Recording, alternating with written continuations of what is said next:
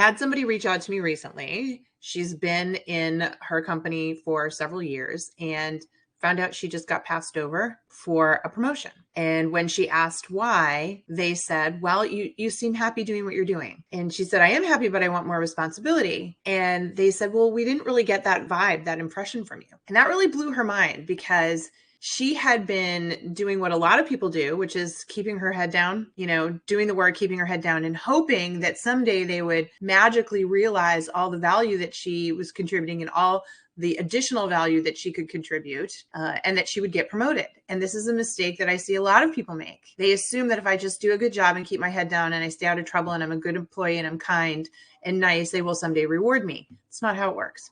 These days, if you want to get ahead, you have to think of yourself as a business of one, a service provider, and your manager and your company, they're your customer.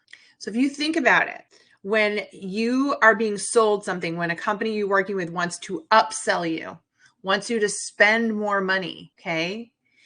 How do you feel if they just walk in one day and raise the rates on you? You get a little indignant, right? You're like, well, why are you raising the rates on me? What additional value do you bring that would make me want to spend that extra money with you?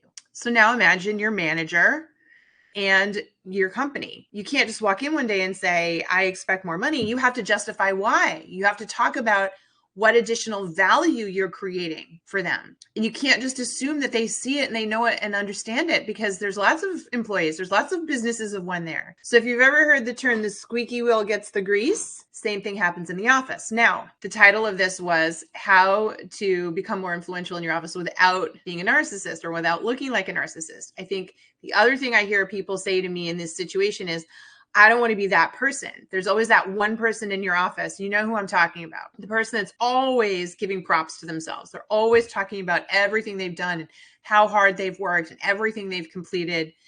And so they just look super self-absorbed. And there has to be a happy medium between what you're doing, which is not promoting yourself at all, and what they're doing, which is over promoting themselves and looking like a narcissist. There has to be a happy medium, and there is. And that's what we're going to talk about.